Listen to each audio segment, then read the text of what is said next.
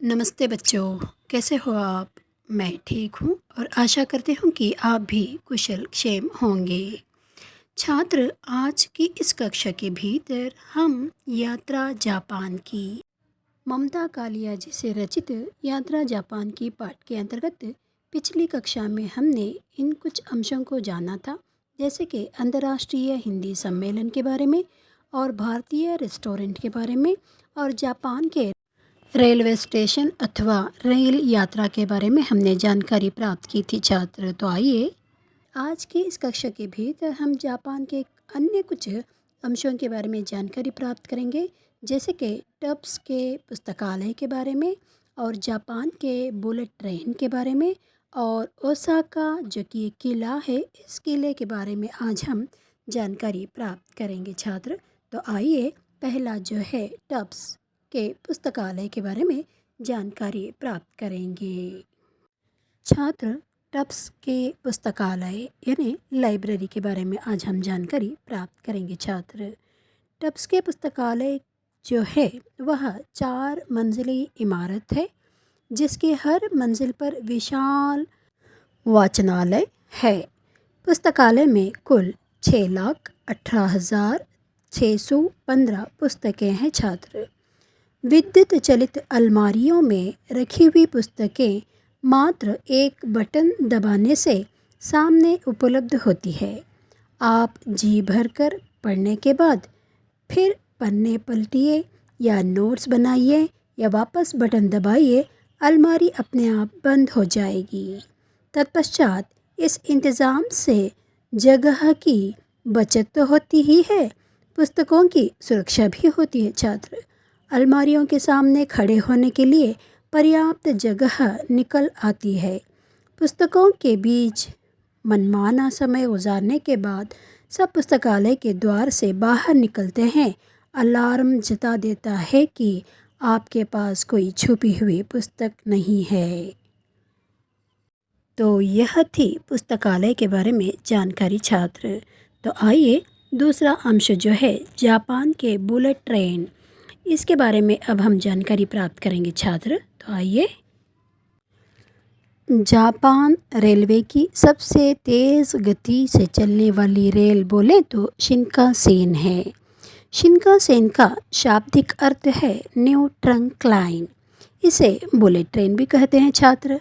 Japan के निवासी इस रेल से यात्रा करना एक मौलिक अनुभव मानते हैं। बुलेट या शिनकानसेन 16 डिब्बों की गाड़ी है।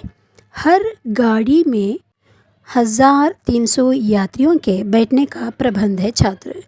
1,300 फीट लंबी इस रेल में 40 मोटर जनरेटर लगे होते हैं। जिस वक्त यह 170 किलोमीटर के प्रति घंटे की रफ्तार से चलती है, कहीं भी रुकने के लिए इसे कम से कम 5 किलोमीटर की गुंजाइश चाहिए। इतनी तीव्र इसकी गति है। 8,600 कर्मियों की कार्यक्षमता का उपयोग इसके संचालन में प्रतिदिन लगता है छात्र, जो कि मैं आपको हर अंश के अंतर्गत छोटा छोटा सा संक्षिप्त विवरण दे रही हूँ छात्र। तो आइए छात्र, आज की कक्षा का अंतिम जो अंश है वह है ओसाका के किले का विवरण। ओसाका के किले को जापानी भाषा में ओसाका जो कहा जाता है।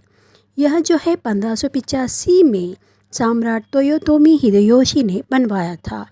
विशाल परिसर है और यहाँ पे हरियाली और रंग बिरंगे पुष्प पादपों से घिरा यह किला अनेक आख्यानों का पुंज है। यूँ तो इसके कुछ हिस्सों का कई बार पुनर्निर्माण भी हुआ है। किस्से कहानियाँ अभी भी प्राचीन सम्राट और उनके राज्यकाल के ही प्रचलित हैं। किले के चारों ओर जो है गहरी खाई और जलाशय हैं। किले का प्रवेश द्वार एक काला विशाल फाटक है और काले पत्थर की प्राचीरें हैं। यह किला जापानी संघर्ष, धर्मिता और जिजीविषा का प्रतीक है। सम्राट तोयोतोमी से भी पहले 1416 ईस्वी में जूडो शिंशु नामक पादरी ने इस स्थल पर एक आश्रम स्थापित किया, जहाँ कालांतर में एक विशाल मंदिर विकसित हुआ। ओसाका होंगाजी। आग लगने से यह मंदिर जो है पूरी तरह भस्मीभूत हो गया था। ओसाका जो कई बार बना और नष्ट हुआ। यहाँ लकड़ी का इतना अधिक प्रयोग है कि बार बार इसमें आग लगने की दुर्घटनाएं तो होती ही हैं। एक बार तो इसके ऊपर बिजली भी गिरी। 1931 ईस्वी में इसका फिर नवीनीकरण हुआ छात्र। तो यह जो था विवरण ओसाका किले का था छात्र, जो कि आपको संक्षिप्त रूप में मैंने बताया है छात्र।